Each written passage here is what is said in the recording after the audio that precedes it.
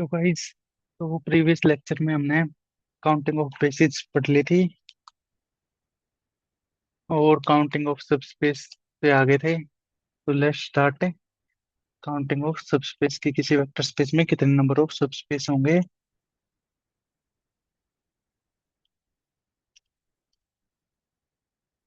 मान लो कोई भी वेक्टर स्पेस है over F with dimension and dimension का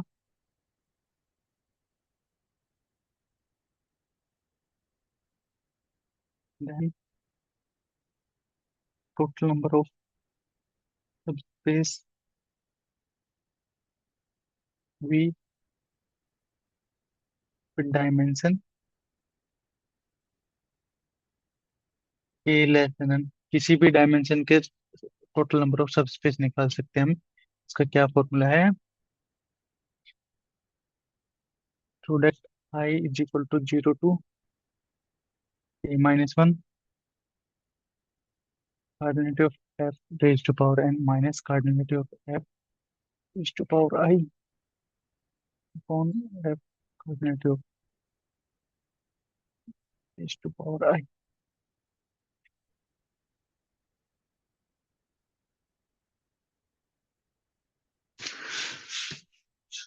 तो किसी भी सबस्पेस के अगर मैं किसी वेक्टर स्पेस के हमें सबस्पेस काउंट करने हो किसी भी डायमेंशन के, तो क्या फॉर्मूला होगा?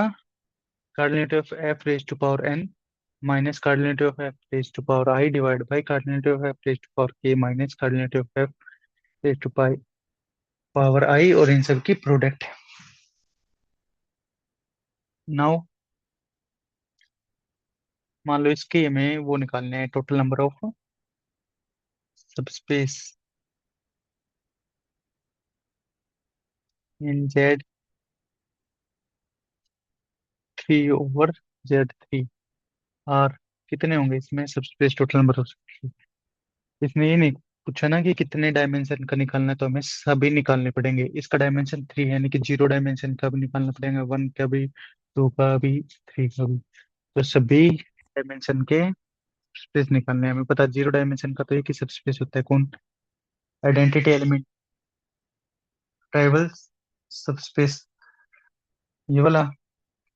और 3 ऑर्डर का तो एक खुद वेक्टर स्पेस खुद ही होगा, यानी कि दो तो हो गए। हमें एक ऑर्डर के और 2 ऑर्डर के निकालने हैं। तो number of subspace of 1 order के सबस्पेस कितने होंगे? ऑफ ऑर्डर 1 हमारे पास फॉर्मूला है, उसमें रख दो। आई की product 0 0 cardinality of F, F की कार्डिनेटिव क्या है यहाँ पे? 3 raise to power n, and dimension कितना है? 3 -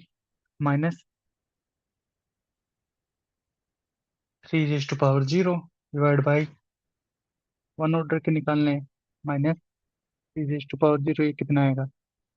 27 - 1 बाई 3 - 1, यानी कि 13। ऑर्डर 2 की निकालते हैं इसी फॉर्मूले से, तो क्या जाएगा? 3³ - 3 0 3 - 3 रेज टू पावर 1 डिवाइड में के, यहाँ पे 2 हो जाएगा। ये कितना आएगा? 27 - 1 26, 27 - 3 24, और 9 - 1 8, 9 - 3 6,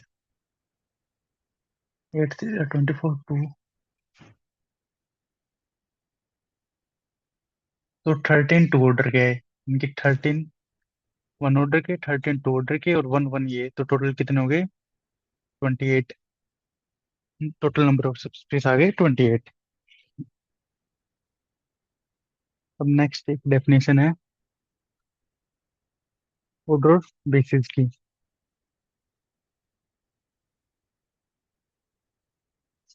ऑर्डर्ड बेसिस क्या होता है? बेसिस तो पढ़ लिया। एक स्पेसिफिक ऑर्डर में अगर उन एलिमेंट को अरेंज करके लिखे ना, तो उसको बोलेंगे हम ordered basis. If elements of A basis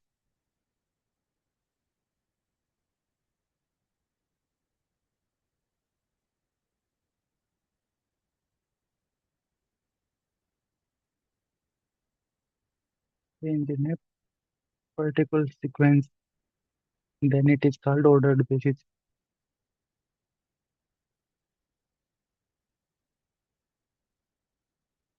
वैसे हम तो बेसिस के एलिमेंट जैसे मान लो ये x1 x2 x3, इनको चाहे आगे पीछे कैसे भी लिख लो, इसमें क्या करेगा, ऑर्डर मैटर नहीं करेगा। अगर ऑर्डर्ड बेसिस है ना, तो यानी कि इनको आगे पीछे नहीं कर सकते, इसको ऐसा नहीं लिख सकते, तो ये ऑर्डर्ड बेसिस नहीं रहेगा। ऑर्डर्ड मतलब इसी ऑर्डर में लिखो, जो फर्स्ट एलिमेंट है वो उसको फर्स्ट ऑर्डर पे, जो सेकंड है सेकंड पे।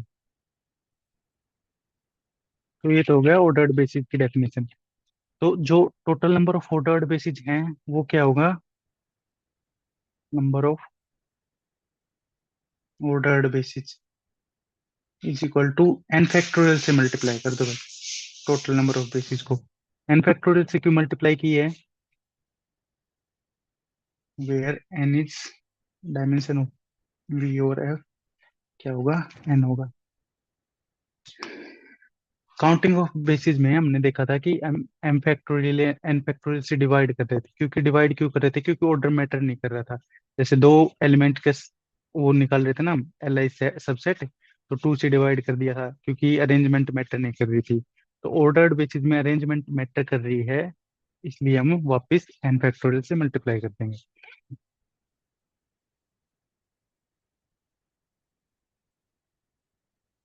लेट डब्ल्यू भी यानी सब स्पेस है कोई डब्ल्यू, और एस जो कोई भी सेट है डब्ल्यू का।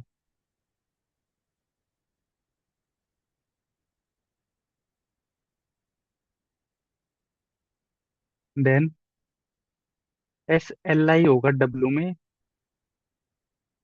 If and only if S जो है एल आई है बी में।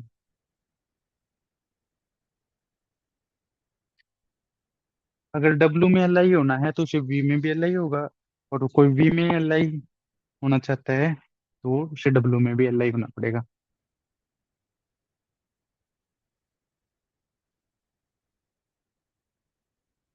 अगर कोई भी दो सब स्पेस हैं डब्ल्यू 1 और डब्ल्यू 2, डब्ल्यू 1 डब्ल्यू 2 का सब स्पेस है और ये दोनों वी के सब स्पेस हैं, सच दैट डायमेंशन डब्ल्यू 1 और डब्ल्यू 2 का इक्वल है, चाहे वी का डायमेंशन कुछ भी हो, उससे हमें फर्क नहीं पड़ता, लेकिन डब्ल्यू 1 और डब्ल्यू 2 का इक्वल है और फाइनाइट है, लेस देन इंफिनिटी।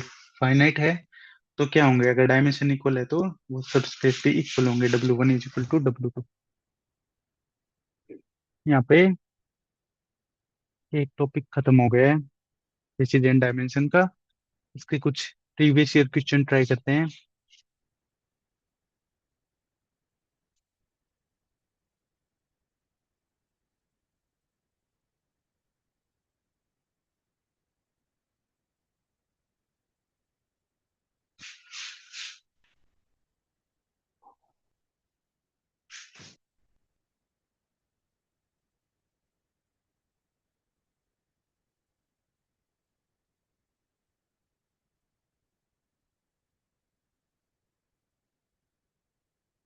एक ये क्वेश्चन आया था दिसंबर 2023 का, 4.7 मार्क्स में ही, नेट में, इस नेट में। लेट एफ कोई भी finite,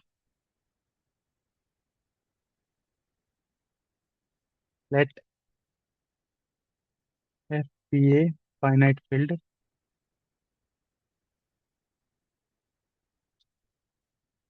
and be a finite dimension vector space in which of the following,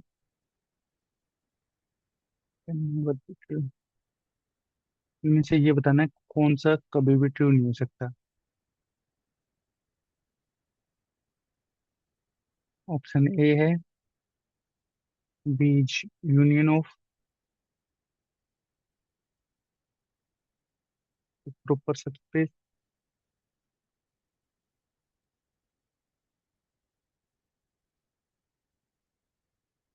बीज यूनियन ऑफ थ्री प्रॉपर सबस्पेसिस,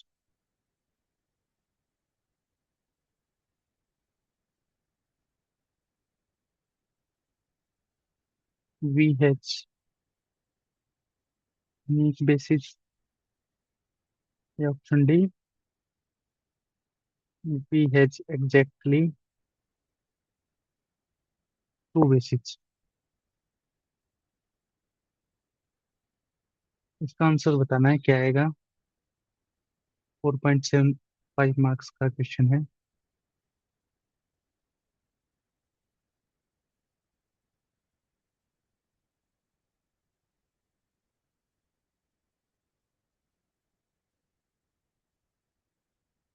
क्या आएगा?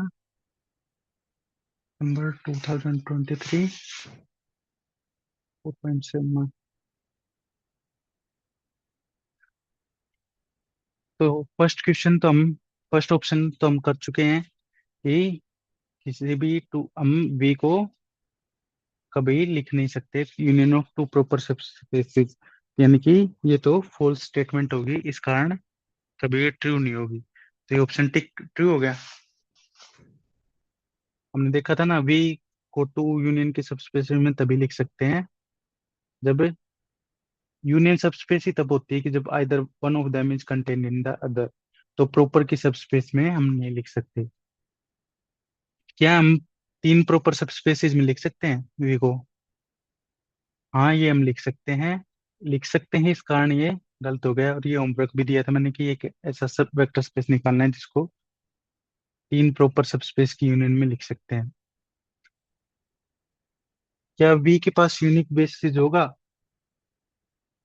Can never be true. ये ट्रू हो सकता है कि वी के पास एक यूनिक बेसिस हो। जैसे कि ट्राइवल वेक्टर स्पेस है, इसकी यूनिक बेसिस है, इसके पास एक ही बेसिस रहती है। कौन सी? वो भी फाइव। एम्प्टी सेट किसको जनरेट करता है? ट्राइवल वेक्टर स्पेस को ना। और डी ऑप्शन भी है एग्जैक्टली टू बेसिस। ये बताओ, क्या ट्रू हो सकता है?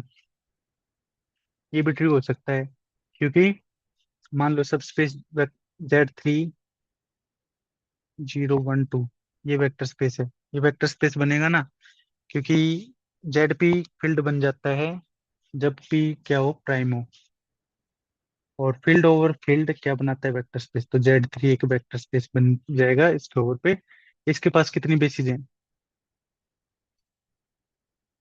इसका डायमेंशन वन है, यानी कि ऐसे सबसेट इसके एस सबसेट मान लो वो बेसिस बन जाएंगे जिन जो एल आई हो, और जिनका डायमेंशन क्या हो, वन हो, यानी कि एक ही एलिमेंट हो। तो ऐसे तो तीन ही केस बन सकते हैं ना, 0 1 2। इन तीनों में से कोई बेसिस बन जाएगा, लेकिन जीरो क्या है? आइडेंटिटी ना। किसी भी सेट में आइडेंटिटी आ जाता है तो वो सेट एलडी हो जाता है, इस कारण ये वाला तो नहीं होगा। आइडेंटिटी के अलावा ये दोनों एल आई सेट भी हैं, और कार्डिनलिटी वन है, यानी कि डायमेंशन की इक्वल है, तो ये दोनों क्या बना देंगे? बेसिस। तो इसके पास एग्जैक्टली टू बेसिस हैं। तो ये ऑप्शन बी फॉल्स हो गया। नेक्स्ट एक और question.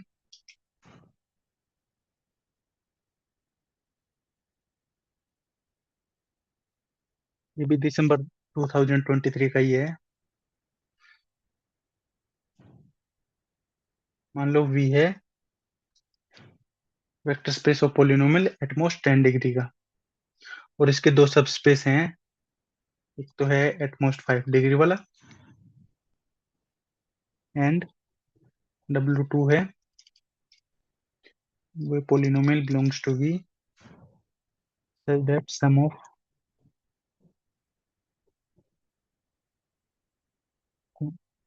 coefficient is equal to, सभी कोफिशिएंट का सम क्या है? Zero. let W be the subspace containing W1 and W2, then dimension of W less than equal to 10, B V is equal to W, option C W contained in W2, option D dimension of W1 intersection W2 less than 5। December 2023, 4.75 marks। ये question देखो, क्या possibility है इसमें।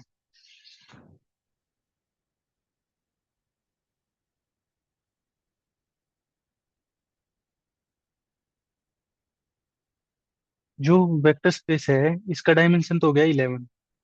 ठीक है। और W1 का dimension है 6। W2 का डायमेंशन क्या होगा?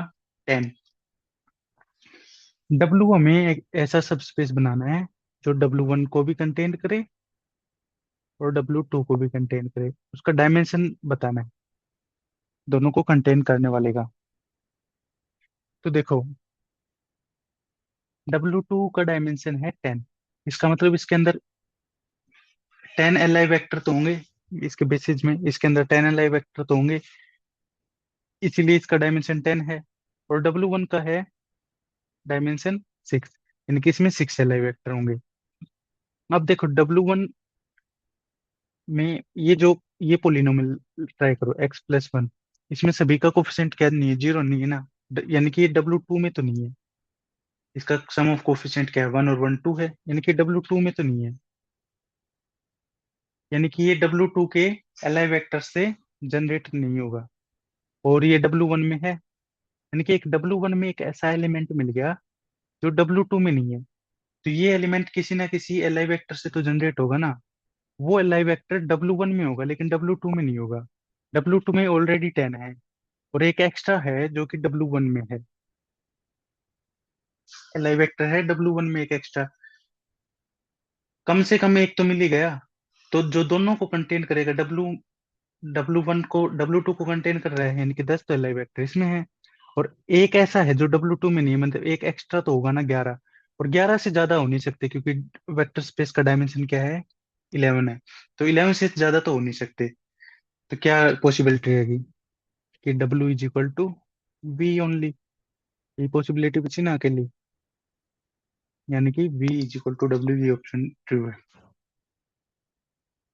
ये भी फॉल्स हो गया, W1 कंटेन इन W2, क्योंकि ये W1 का एलिमेंट एक ऐसा एलिमेंट मिल गया जिसे W2 में कंटेन नहीं करता। और इन दोनों के इंटरसेक्शन में भी का डायमेंशन भी ज्यादा है। आगे वैसे इन दोनों के इंटरसेक्शन का हम फॉर्मूला भी निकालेंगे कि कैसे डायमेंशन निकालते हैं इंटरसेक्शन की, यूनियन की।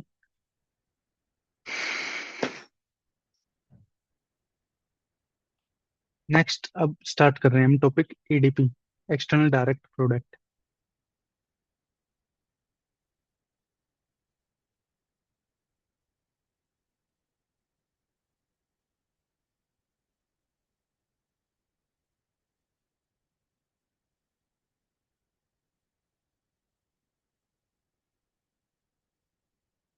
वेक्टर स्पेस की एक्सटर्नल डायरेक्ट प्रोडक्ट। मान लो कोई भी B and U are two vector space हैं।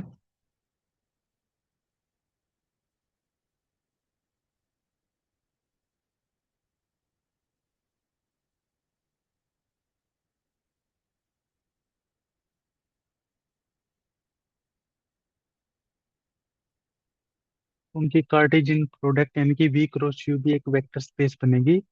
फील्ड क्या रहेगी? सेम फील्ड होगी, same over F.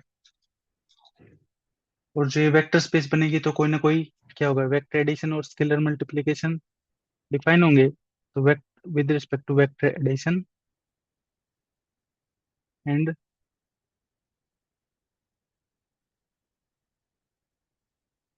Scalar, vector addition को कैसे डिफाइन करेंगे?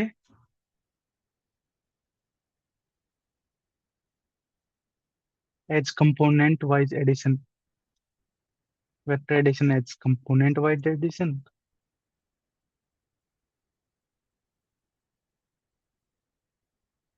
और स्केलर मल्टीप्लिकेशन को डिफाइन करेंगे हम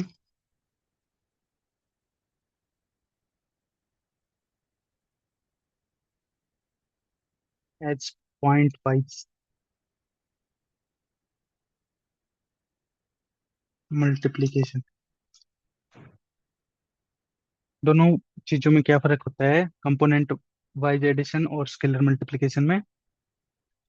पॉइंट मल्टी वाइज मल्टीप्लिकेशन में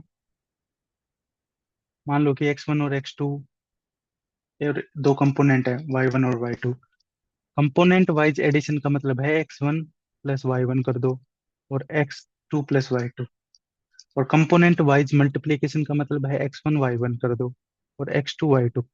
इसका कंपोनेंट फर्स्ट कंपोनेंट फर्स्ट से मल्टीप्लाई, सेकंड का सेकंड से मल्टीप्लाई। लेकिन point wise multiplication, multiplication define हो गया पॉइंट वाइज। और ये हो गया एडिशन, ऐसे पॉइंट वाइज एडिशन। और कंपोनेंट वाइज एडिशन बोल दो या पॉइंट वाइज एडिशन बोल दो, कैसे डिफाइन होगा?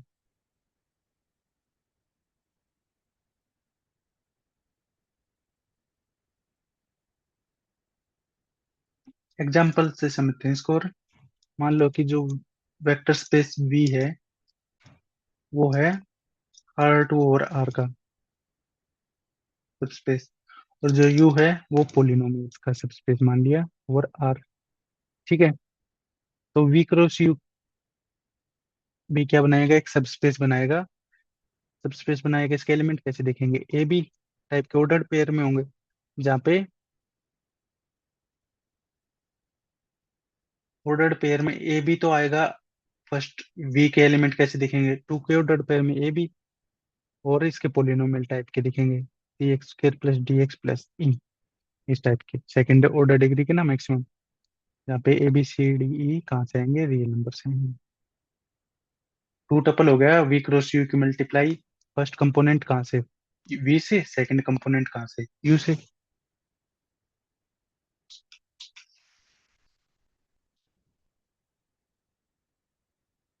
अब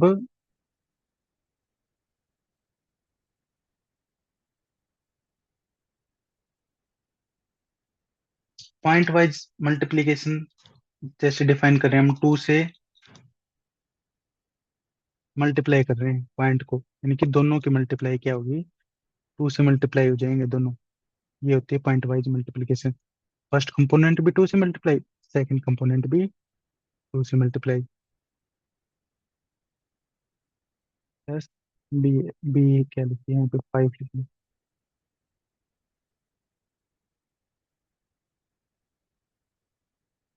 5x, यानी कि क्या आ गया,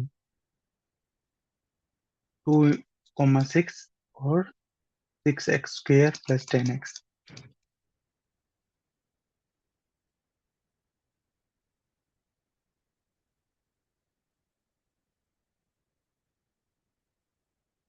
एडिशन कैसे डिफाइन करेंगे इसी में? मान लो ये ऐड करने हो, 3x² प्लस 5x। एक कंपोनेंट है ना वी क्रॉस यू का, इसमें ये ऐड करना हो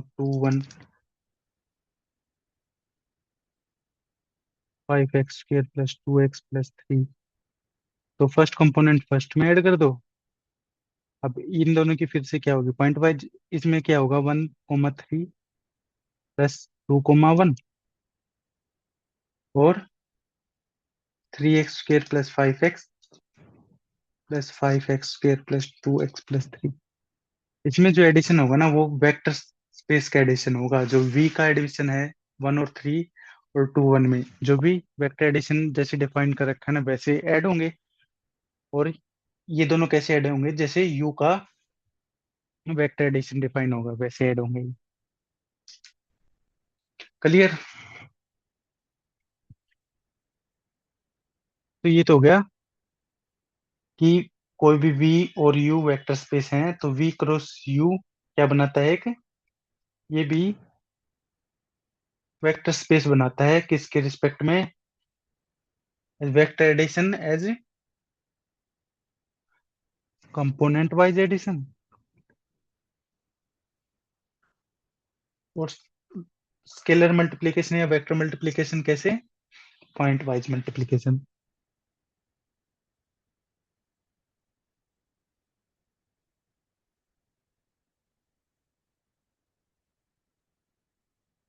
पॉइंट वाइज मल्टीप्लिकेशन और कंपोनेंट वाइज मल्टीप्लिकेशन में यही फर्क है। पॉइंट वाइज मल्टीप्लिकेशन यानी कि फील्ड का कोई एलिमेंट। एक्सटर्नल कंपोजिशन कैसे डिफाइन करते हैं हम? फर्स्ट लेक्चर सेकंड लेक्चर में क्या था? वेक्टर स्पेस की एक्सटर्नल कंपोजिशन, फील्ड का एलिमेंट कहाँ से? एफ क्रॉस वी से बी। ऐसे ही करते हैं ना, यानी कि पॉइंट वाइज फील्ड से एक एलिमेंट लेंगे हम, और एक वेक्टर स्पेस का एलिमेंट वो कहाँ जाएगा? वेक्टर स्पेस में। इसके पॉइंट वाइज मल्टीप्लिकेशन मतलब दोनों पॉइंट से यू और वी, यू मान लो, वी यू मान लो, वी क्रॉस यू का वी का एलिमेंट वी है, और यू है यू का एलिमेंट। तो इन दोनों के पॉइंट आ जाएगा टू यू टू वी। जैसे हमने एग्जांपल में किया ना, ये क्या है? फील्ड से एलिमेंट है, आर फील्ड है, तो टू डॉट, ये क्या है? वी क्रॉस यू का एलिमेंट है। तो दोनों पॉइंट से मल्टीप्लाई कर दी। क्लियर? अभी ये क्या बनाता है? वेक्टर स्पेस बनाता है एक्सटर्नल कंपोजिशन। तो कोई ना कोई बेसिस भी होगा, कोई ना कोई बेसिस भी होगा। अगर वेक्टर स्पेस है तो V cross U vector space है, तो कोई ना कोई बेसिस भी होगा। तो इसका बेसिस कैसे डिफाइन करते हैं? चलो इसकी डिफाइन नहीं करते हैं कि इसका बेसिस क्या होगा। मान लो, अब वी और यू तो दोनों क्या है? सबस्पेस हैं। तो इनका इंडिविजुअल भी बेसिस होगा कोई ना कोई। तो x1 x2 xn, और एक b2 is equal to y1 y2 ym, B basis of v and u respectively. इन दोनों का जो बेसिस होगा ना, उससे बनाएंगे हम B basis of v cross u। इसका बेसिस क्या बनाएंगे? xi कोमा जीरो, एक बार हर कंपोनेंट इसका b1 से, और आगे एलिमेंट जीरो रख देंगे। यूनियन में फर्स्ट कंपोनेंट एक बार इसकी आइडेंटिटी, और Y I, so that yi belongs to b2। ये बेसिस बनेगा v क्रॉस b का, is basis of v cross u। Clear? तो इसका डायमेंशन क्या होगा? जितने बेसिस में एलिमेंट होंगे कितने होंगे? इसका डायमेंशन क्या हो जाएगा? डायमेंशन ऑफ v प्लस में डायमेंशन ऑफ u, दोनों का डायमेंशन ऐड हो जाएगा।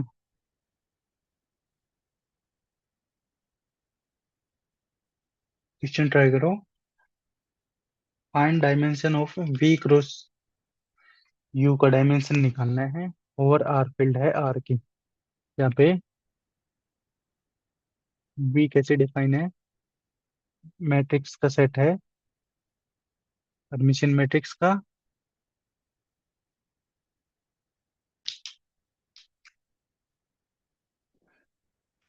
थ्री क्रॉस थ्री मैट्रिक्स, और फील्ड क्या है? रियल की, और यू है polynomial, that P zero is equal to p1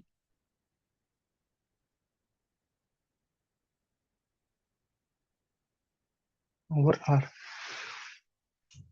ये फाइंड करना है।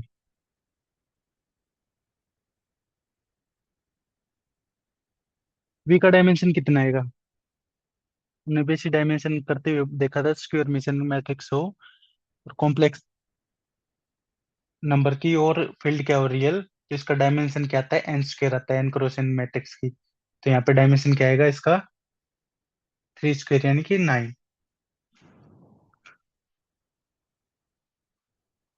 कैसे आया 9?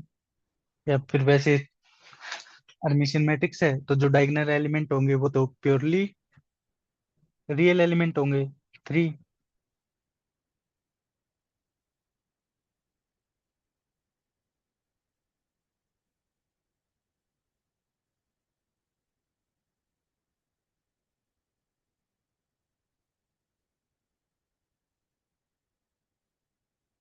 डायगोनल एलिमेंट क्या होंगे? Purely real. स्क्यू मैट्रिक्स है तो, हर्मिशन मैट्रिक्स है तो इनके पास तो कोई चॉइस नहीं होगी। यहाँ पे क्या हो सकते हैं? Complex number.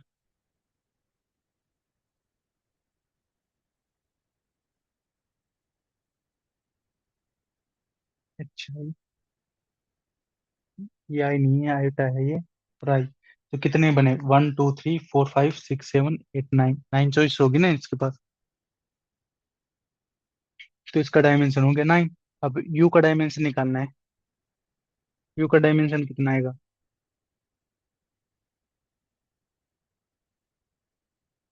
कॉम्प्लेक्स नंबर ले सकते हैं एटमोस्ट 2 डिग्री के, यानी कि कैसा दिखेगा, ए प्लस कोई भी complex polynomial, A plus iota B X square plus C plus iota D X, और constant term E plus iota F. ये कोई भी पोलिनोमियल है जो यू का ऐसा दिखेगा। यू की कंडीशन क्या है, P zero is equal to P1। X को जब जीरो रखेंगे तो क्या आएगा, ई प्लस आयोटा एफ, और 1 रखेंगे जब तब क्या आएगा, A plus iota B plus C plus iota D plus E plus iota F. तो जाएंगे कैंसिल, क्या बचा, A plus iota B plus C plus iota D is equal to 0। इसको ऐसे लिख दूं, A plus iota B is equal to minus C plus iota D. अब comparing real real part and imaginary imaginary part, तो इसका मतलब ए और क्या आएगा, इक्वल टू माइनस सी, और B equal to minus D, यानी कि अब कितने डायमेंशन बच जाएगा इसका, सी के पास कोई चॉइस नहीं रहेगी और डी के पास भी कोई चॉइस नहीं रहेगी, तो डायमेंशन बच गया इसका ओनली 4। या फिर ए बी के पास कोई चॉइस नहीं रहेगी, मतलब 2 एलिमेंट कम हो गए ना, तो टोटल डायमेंशन क्या आ गया,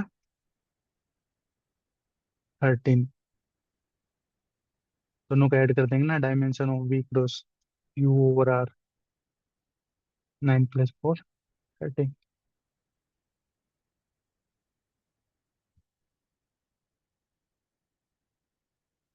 एक क्वेश्चन और है कि मान लो इसका डायमेंशन निकालना है,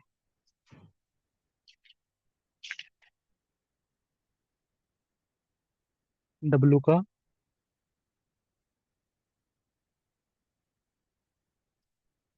कॉम्प्लेक्स मैट्रिक्स है,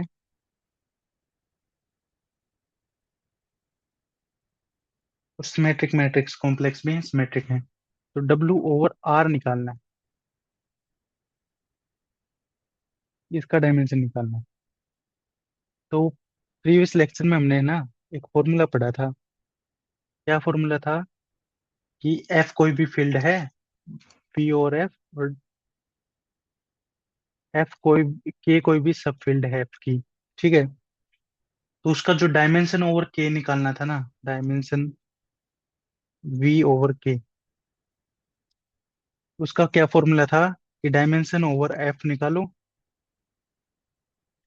इनटू में dimension of F over K, इसका डायमेंशन निकालो। तो अब हमें dimension of W over R निकालना है, तो इसका क्या फॉर्मूला बन जाएगा, dimension of W over C, field C ले रहे हैं और सब फील्ड रियल की फील्ड है, के यहाँ पे रियल है, फील्ड यहाँ पे कॉम्प्लेक्स की है, तो इनटू में डायमेंशन ऑफ एफ ओवर के, ठीक है। अब डायमेंशन ऑफ डब्ल्यू ओवर सी, इसका डायमेंशन क्या आएगा, 3 × 3 की मैट्रिक्स है कॉम्प्लेक्स की, इसका डायमेंशन क्या होगा, सिमेट्रिक मैट्रिक्स का, यहाँ पे डायमेंशन 9 आया, लेकिन इस केस में आएगा 6, और सी ओवर आर का डायमेंशन होता है 2, यानी कि टोटल 12 आया। इसका 6 क्यों आया, क्योंकि इसकी फील्ड जो है रियल की थी, इन दोनों के पास क्या था, दो चॉइस होगी, एक बी और सी के पास, लेकिन अगर फील्ड कॉम्प्लेक्स की है तो इस एलिमेंट को मैं एक ही एलिमेंट से जनरेट कर सकता हूँ ना। फील्ड अगर रियल की तो मुझे 2 एलिमेंट चाहिए कि बी भी रियल से लूंगा और सी भी रियल से, कॉम्प्लेक्स नंबर को जनरेट करने के लिए। अब मान लो मेरी फील्ड ही कॉम्प्लेक्स की है, तो मैं यही एलिमेंट उठा लूंगा ना, बी प्लस आइटा सी, और 1 से जनरेट कर दूंगा, 1 .b + c एलिमेंट जनरेट हो जाएगा। इसलिए सी ओवर सी की जो डायमेंशन होता है क्या होता है वेक्टर स्पेस का, 1 होता है। सी ओवर सी का डायमेंशन क्या था, 1। और R O C over R क्या होता है, इसका डायमेंशन 2, क्योंकि जनरेट करने के लिए ए प्लस आई अभी दो वेरिएबल्स चाहिए होंगे। तो एक ये क्वेश्चन था जो कल रह गया था, उसके एग्जाम्पल में लिख लेना इसको, इस वाले फॉर्मूले के।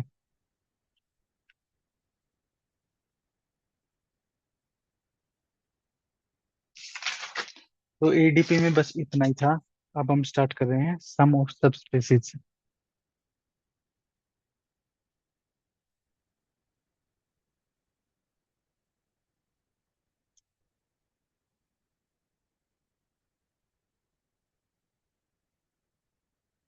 सब स्पेसिस का सम कैसे डिफाइन करेंगे। मान लो W1 और W2 कोई भी दो सब स्पेस हैं वेक्टर स्पेस के, then their sum is defined as, इन दोनों का सम कैसे डिफाइन करेंगे, W1 plus W2 as x plus Y, such that x कहाँ से आएगा, W1 से, और y कहाँ से आएगा, W2 से। दो कोई भी सब स्पेस हैं, दोनों का सम कैसे डिफाइन करेंगे, डिनोट ऐसे करेंगे, W1 प्लस W2, और हर एक एलिमेंट को दूसरे एलिमेंट से ऐड कर देंगे, जहाँ पे x कहाँ से आएगा, W1 से, और y W2 से। ये भी क्या बनाता है, सब स्पेस बनाता है। सम ऑफ सब स्पेस इज अगेन ए सब स्पेस। और W1 और W2 दोनों भी क्या होंगे, W1 प्लस W2 में कंटेन्ड होंगे।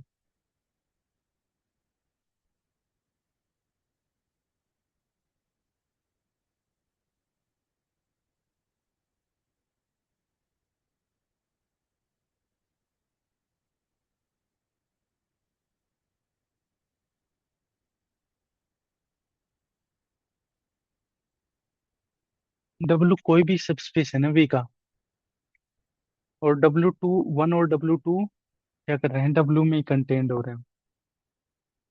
तो उन दोनों का जो W1 और W2 दोनों सब स्पेस हो W के, तो उन दोनों का सम भी क्या होगा, W का सब स्पेस होगा। V का तो होगा ही होगा, क्या होगा, W का भी सब स्पेस होगा। तो प्रूफ के लिए हिंट देखिए, मान लीजिए कोई भी एलिमेंट है x1 x प्लस वाई, जो कि कहाँ से आया है, दोनों के सम से आया है, W1 और W2 के। यानी कि x कहाँ से है, W1 से, और y कहाँ से है, W2 से। तो जो x और y है दोनों की यूनियन में भी जाएगा ना, W1 यूनियन W2 की यूनियन में भी जाएगा। यूनियन में गया यानी कि W1 और W2 दोनों को कंटेन करता है W, तो यूनियन में गया तो ये दोनों किस में गए, W में भी गए। अगर W में गए यानी कि इनका क्लोजर बाय क्लोजर प्रॉपर्टी, इन दोनों का सम भी W में जाएगा। तो यहाँ का एलिमेंट उठाया था, यहाँ पे गया, यानी कि W1 प्लस W2 क्या जाएगा, सब स्पेस बन जाएगा W का।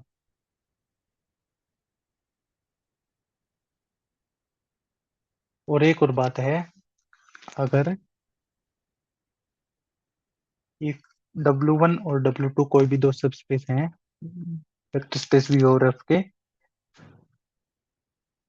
देन जो इन दोनों का सम है ना, वो स्मॉलेस्ट सब स्पेस है जो कि W1 और W2 को कंटेन करेगा। Then W1 plus W2 is the smallest सब स्पेस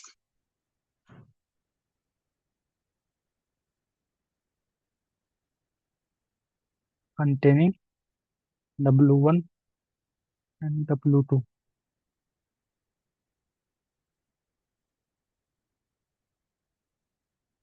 यानी कि इसका मतलब क्या हुआ कि जो W1 और W2 है ना, वो दोनों का यूनियन से जनरेट होता हुआ सब स्पेस बनेगा। इस केस में स्मॉलेस्ट क्या है ना, कि कोई भी W जो W1 और W2 को कंटेन करता है, तो वो क्या करेगा, उन दोनों के सम को भी कंटेन करेगा। तो इसका मतलब क्या हुआ कि सबसे स्मॉलेस्ट सब स्पेस है। अगर कोई भी ऐसा डब्लू मिला ना जो W1 और W2 को कंटेन करेगा, तो W1 और W2 का सम भी W में होगा, यानी कि ये सबसे स्मॉलेस्ट है, यही कह रहा है। और इसका क्या मतलब हुआ कि W1 प्लस W2 और यूनियन से जो स्पेस जनरेट करेंगे उसके इक्वल ही होगा।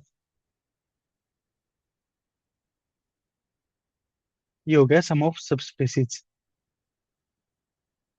अब करते हैं कुछ एग्जांपल कि how to find sum of subspaces. मान लो कि W1 है XY0।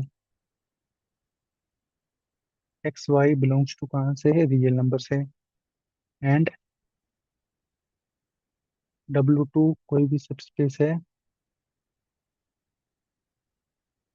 0 YZ, ऐसे एलिमेंट है W2 में, such that X plus Y belongs to R। Then हमें फाइंड करना है W1 प्लस W2,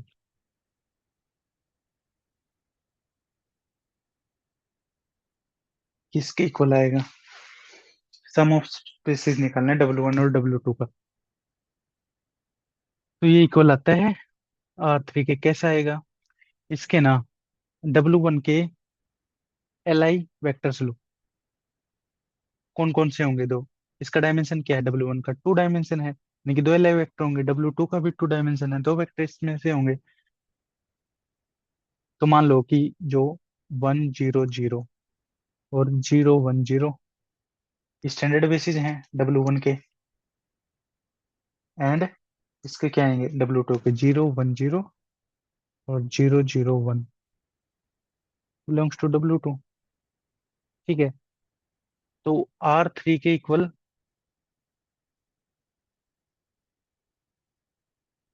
आ जाएंगे। कैसे आएंगे ये, एक तरीका तो सोचने का ये है कि W1 प्लस W2 क्या होता है,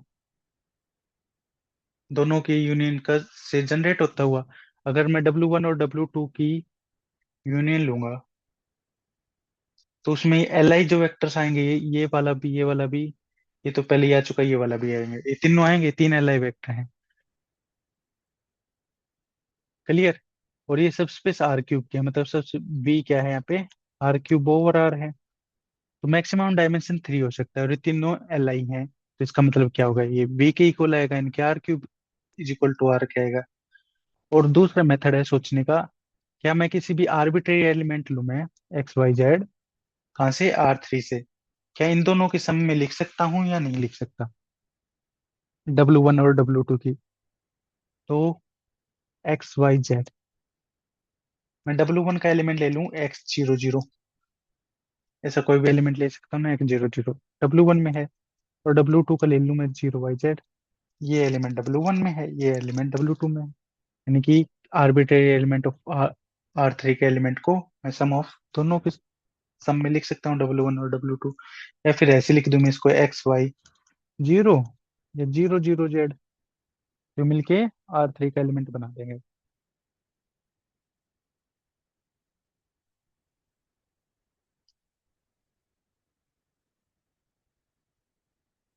नेक्स्ट है, मान लो W1 जो एलिमेंट है वो है, सब स्पेस है XYX, ऐसा दिख रहा है, XY belongs to R। And W2 X, X, 0 such that X belongs to R। क्या ये W1 और W2 मिलके R3 बना देंगे, R3 के एलिमेंट होंगे या नहीं होंगे। तो वही मेथोडोलॉजी है। एक तो पहले चेक कर लो, क्या कि कोई आर्बिट्रेरी एलिमेंट को मैं W3 के सम में लिख सकता हूँ या नहीं लिख सकता।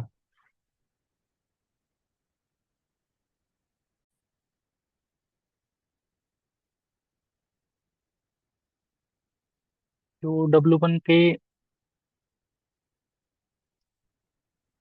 जो LI वेक्टर्स हैं वो कैसे लिखेंगे, 0 1 0, ये दो W1 के हैं। एक W2 का देख लो क्या आएगा, 1 1 0। इन तीनों वेक्टर्स को चेक कर लो। ये तीनों एल आई है, तो ये R3 को W1 प्लस W2 का डायमेंशन जो निकलेगा वो क्या निकलेगा? इन दोनों की यूनियन का वो होता है ना, जनरेटिंग बाय यूनियन सेट। तो इसका डायमेंशन क्या होता है? W1 यूनियन W2 के स्पेनिंग सेट का डायमेंशन क्या होगा? जिस इसके अंदर जितने एल आई वेक्टर्स होंगे, इसके अंदर 3 एल आई वेक्टर्स हैं, तो इसका डायमेंशन 3 होगा। और W1 प्लस W2 क्या बनाता है? सबस्पेस बनाता है R3 का। और ये रिजल्ट क्या था? कोई भी W V का सबस्पेस और dimension of W finite dimension vector space होना चाहिए। डायमेंशन ऑफ V और W का सेम हो तो W is equal to V, ये रिजल्ट है। यानी कि इन दोनों का सम R3 बना देगा।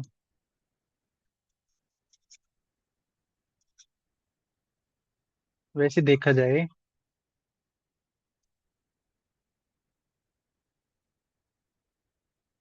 तो W1 का आर्बिट्रेरी एलिमेंट को W2 के आर्बिट्रेरी एलिमेंट से सम करते हैं तो क्या सम आएगा?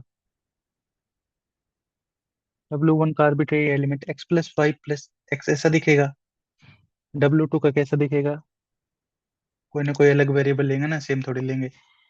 Z0 ऐसा दिखेगा। यानी कि इन दोनों का सम का जनरेटेड y+z, x+z, y+z और x ऐसा दिखेगा ना।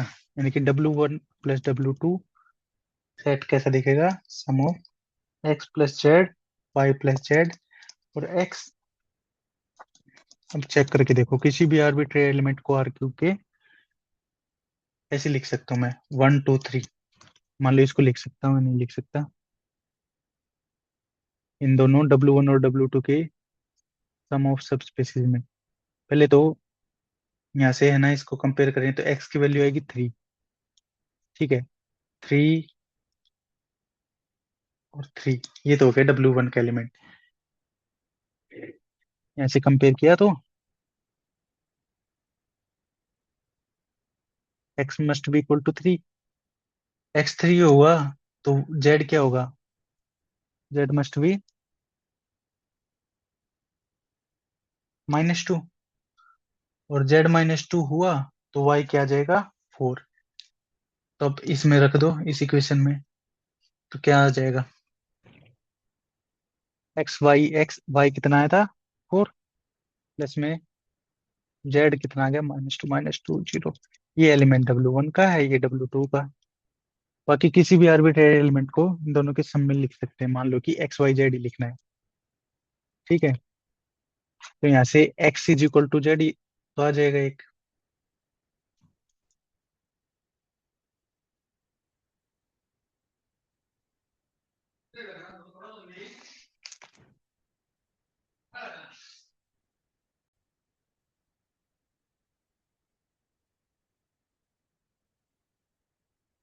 यहाँ से वैसे ही कंपेयर करें, ये- तो z must be equal to x, जो ये वाला x है, इसकी जगह हम रखेंगे z,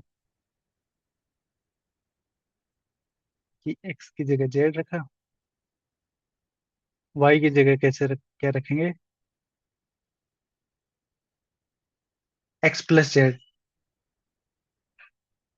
must be equal to, इसको आर्बिट्रेरी एलिमेंट को थोड़ा डिफरेंट दिखाने के लिए ऐसे लिख लेते हैं, x1 y1 z1।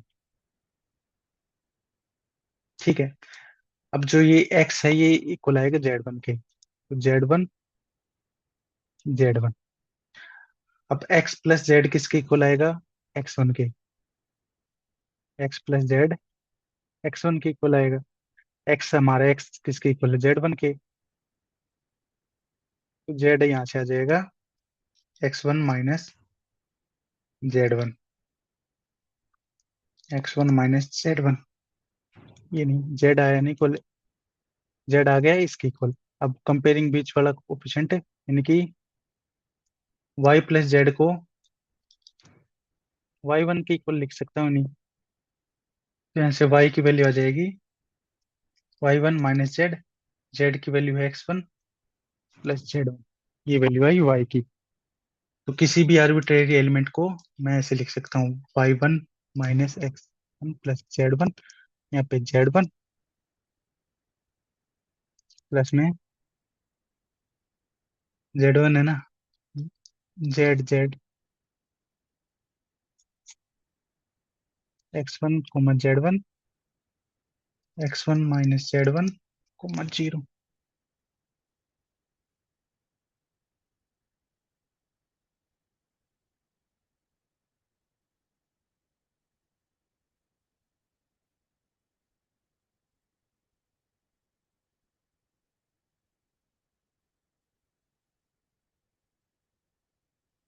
ये एलिमेंट कहाँ का है, W1 का। और ये एलिमेंट क्या है, W2 का। यानी कि किसी भी आर्बिट्रेरी एलिमेंट को R3 के मैं W1 और W2 के सम में लिख सकता हूँ, यानी कि W1 W2 क्या बन जाएगा, R3 बन जाएगा। इसी तरह मान लो W1 जो है वो मैट्रिक्स है AB minus AC, AB belongs to R। इसका डायमेंशन क्या है, 3 डायमेंशन है, 3 डायमेंशन है। और W2 एक सबस्पेस है A minus A B comma C, ABC belongs to R। इसका भी डायमेंशन 3। तो इन दोनों का सम करेंगे, वो क्या, R2 क्रॉस R2 सभी 2 क्रॉस 2 मैट्रिक्स के जनरेट कर देगा।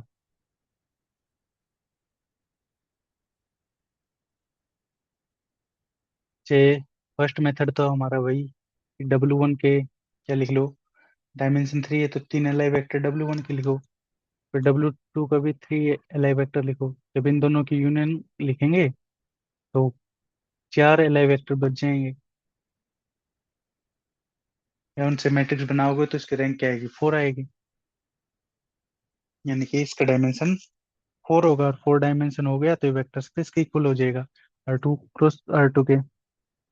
अब चेक करते हैं जैसे कि, या फिर ऐसे मेथड से देख लो, ये इक्वल आएंगे नहीं, तो कोई भी आर्बिट्रेरी एलिमेंट लिया मैंने ABCD। अब चेक करूंगा कि इनको मैं W1 और W2 के सम में लिख सकता हूँ या नहीं लिख सकता। तो W1 के एलिमेंट्स कैसे दिखेंगे, जनरली A और B लिख सकता हूँ, यहाँ पे चॉइस है मेरे पास। W1 का एलिमेंट लिख रहा हूँ, यहाँ तो मुझे माइनस A लिखना पड़ेगा, ठीक है। यहाँ पे कोई भी एलिमेंट लिख दूँ तो एक बार लिख दिया मैंने 0, क्लियर। ये तो हो गया W1 का कोई जनरल एलिमेंट। ये बनाना है, ये वाली मैट्रिक्स बनानी है। यहाँ पे चे अभी 0 मत लिखो, AB की चॉइस लिख ली, मेरे पास अब कोई चॉइस नहीं है यहाँ पे माइनस A लिखने के लिए, ठीक है। अब इस मैट्रिक्स में A और माइनस A सेम होना चाहिए, तो यहाँ तो आएगा 0 0। से बिल्कुल एक ही एलिमेंट से स्टार्ट करो ना। ये मान लो W1 के एलिमेंट लिखता हूँ मैं, यहाँ पे लिखा मैंने A, तो यहाँ पे लिख दिया, और यहाँ पे लिखूंगा मैं W2 के एलिमेंट। यहाँ पे कोई चॉइस नहीं है, W1 का एलिमेंट यहाँ पे A है तो यहाँ पे माइनस A ही होना चाहिए, क्लियर। अब 0 प्लस A ही A बनेगा ना, आर्बिट्रेरी एलिमेंट, तो यहाँ पे मुझे 0। अब W2 का एलिमेंट क्या कह रहा है कि यहाँ पे A है ना, तो यहाँ पे माइनस A होना चाहिए, यहाँ पे 0 तो माइनस 0, यानी कि 0 एलिमेंट होना चाहिए। तो अब मेरे पास इसके पास कोई चॉइस नहीं है ना, B ही लिखना पड़ेगा, तभी A प्लस B बनेगा, क्लियर। अब मेरे पास यहाँ पे W2 मैट्रिक्स के पास चॉइस है दो, कोई भी B प्लस C, बी और सी कुछ भी लिख सकता हूँ मैं W2 में। तो यहाँ पे मैं लिख दूँ ए, यहाँ पे मेरे पास कोई चॉइस नहीं है, यहाँ पे मुझे C माइनस A ही लिखना पड़ेगा। इससे W2 को भी कोई दिक्कत, सॉरी C प्लस A, क्योंकि माइनस ए ना उधर, तो C प्लस A ही लिखना पड़ेगा। अब ये दोनों एलिमेंट फ्री, यहाँ पे 0 लिख दो, वहाँ पे D लिख दो, यहाँ पे D लिख दो, वहाँ पे 0 लिख दो। तो ऐसे हम आर्बिट्ररी एलिमेंट को लिख सकते हैं। W1 के जो वो बनेंगे लाइव वेक्टर्स। वो कैसे होंगे? 0 1 0 0 0 0 0 1। सी के कोफिशिएंट, यहाँ पे बी के कोफिशिएंट, यहाँ पे सी के कोफिशिएंट, यहाँ पे ए के कोफिशिएंट 1 - 1 0 0। W2 के 1 - 1 0 0 0 0 1 0 बी के कोफिशिएंट, और सी का कोफिशिएंट 0 0 0 1। ये अब दोनों की यूनियन कर रहा हूँ मैं। तो ये तो एलिमेंट इस एलिमेंट के सेम ही है, ये तो कैंसिल आउट हो ही जाएगा।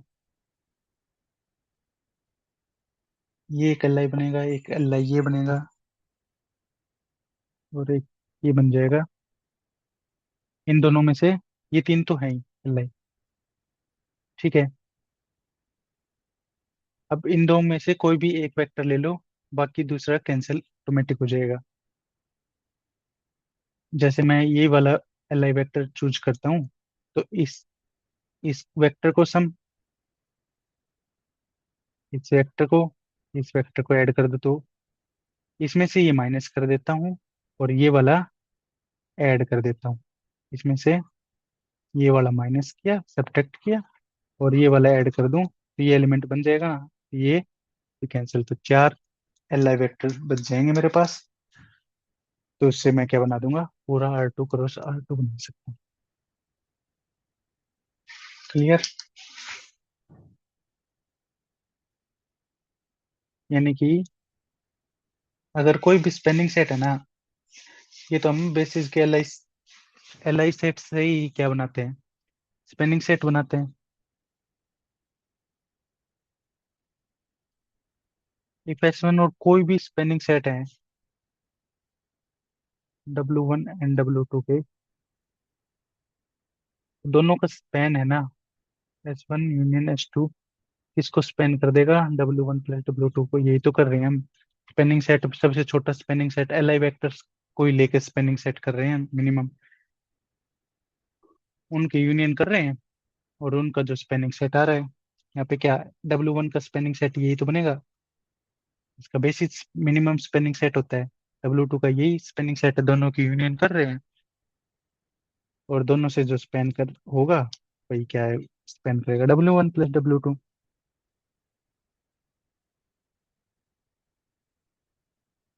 क्वेश्चन लिख रहा हूँ। नेक्स्ट, आज का लेक्चर यहीं पे ऐड कर रहे हैं, यहीं से स्टार्ट करेंगे next. If B1 and B2 are bases of W1 and W2, then B1 * B2 is a basis of W1 + W2. B1 * B2 is a basis of W1 + W2 * W2। और third, B1 * B2 spans W1 + W2, या D, B1 * B2 spans W1 * W2। Question try करना है। Next lecture में यहीं से start करते हैं। Thanks for watching.